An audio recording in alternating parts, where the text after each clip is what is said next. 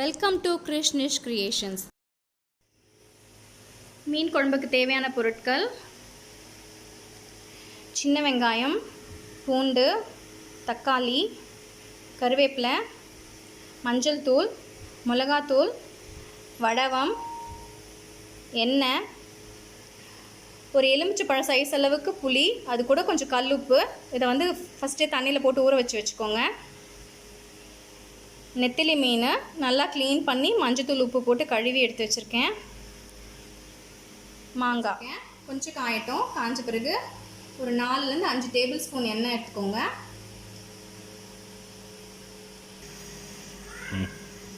எண்ணெய் காஞ்சிருச்சு. வடகம் ஆட் பண்ணுறேன்.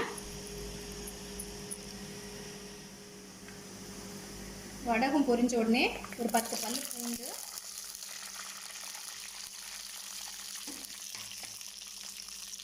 கொஞ்சம் கருவேப்பிலை கிள்ளி போட்டுக்கோங்க. கருவேப்பிலை கொஞ்சம்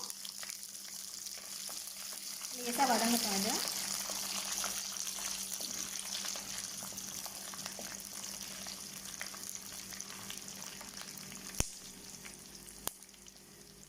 ஒரு கைப்பிடி அளவுக்கு சின்ன வெங்காயம்,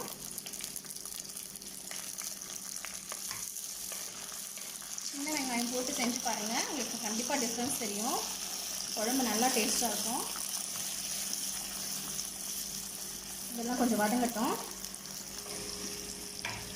வெங்காயம் கொஞ்சம் பிங்கிஷ் ஸ்டேஜ்க்கு வந்தால் போதும். 2 மீடியம் சைஸ் தக்காளி பொடியாக அரைஞ்சி வச்சுருக்கேன். அதையும் இதில் சேர்த்துக்கிறேன்.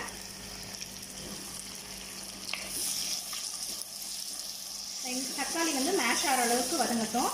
தக்காளி நல்லா வதங்கிடுச்சு. குழம்பா ஒரு 1/2 டீஸ்பூன் மஞ்சள் தூள், 5 டீஸ்பூன் குழம்பு மிளகாத்தூள் போடுறேன்.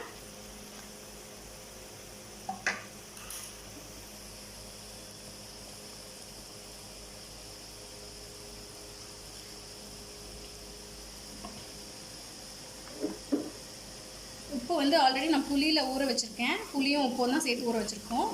இது ரொம்ப நேரம் விட வேண்டாம். ஜஸ்ட் அந்த மசாலா எல்லாம் தக்காளி எல்லாம் ஒன்றா சேர்ந்து ஒரு வதங்கினா போதும். எண்ணெயில் கொஞ்சம் வதங்குச்சுன்னா போதும். லோ ஃப்ளேமில் வச்சு வதக்குங்க, இல்லைனா கொஞ்சம் கருகிடும். இவ்வளோ வதங்கினா போதும். புளியும் உப்பும் ஊற வச்சுருந்தேன். அதை வந்து நல்லா கரைச்சி எடுத்துக்கிட்டேன். நான் தண்ணி ஊற்றி கரைச்சி எடுத்துக்கோங்க.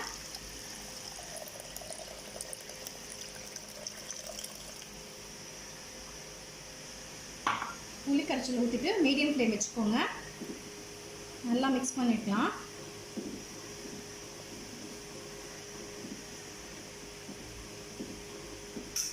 இந்த ஸ்டேஜில் உப்பு காரம் பார்த்துக்கோங்க.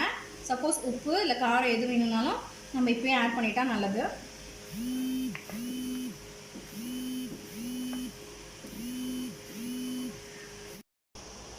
குழம்பு நல்லா கொதிச்சு வந்திருக்கு. பார்த்தீங்கன்னா நம்ம விட்ட எண்ணெய் எல்லாமே பிரிஞ்சு நல்லா மேலே வந்திருக்கு. இந்த ஸ்டேஜில் நம்ம மாங்காய் யூஸ் பண்ணிக்கிறேன். இப்போ நான் மாங்காய் இதில் ஆட் பண்ணிக்கிறேன், கட் பண்ணி வச்சு. இது அவங்கவுங்களுக்கு விருப்பம் தான், எவ்வளோ வேணாலும் போட்டுக்கலாம். மாங்காய் ஒரு 3/4 வேகும்போது மீன் போட்டுக்கலாம். மீன் சீக்கிரம் வெந்துடும், அதனால தான் மாங்காவை முதலே போட்டிருக்கேன் நான். மாங்காய் வந்து ஒரு 3/4 வேகட்டும்.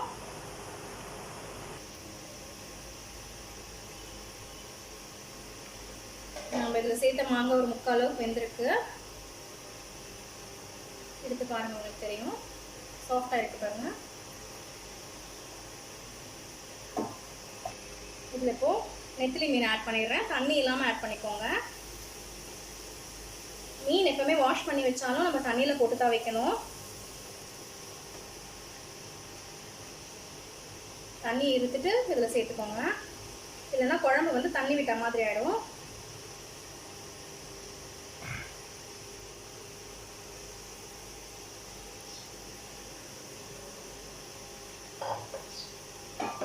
எப்பவுமே மீனை போட்டுட்டு ரொம்ப கலந்து விடக்கூடாது.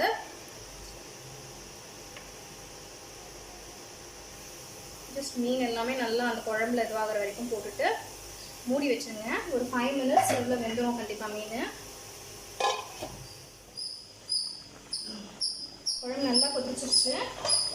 நம்ம போட்ட மீனும் நல்லா வெந்துருச்சு. பார்த்தீங்கன்னா தெரியும் உங்களுக்கு.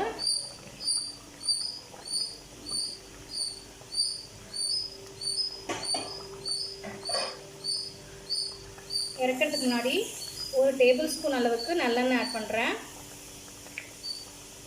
நல்ல ஃப்ளேவர் கொடுக்கும் இது.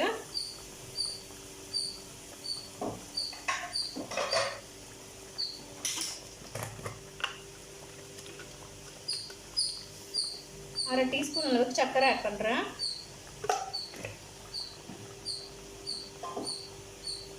ஒரு வாட்டி மிக்ஸ் பண்ணி விட்டுட்டு ஸ்டவ் நிறுத்தி அப்படியே மூடி வச்சுருங்க.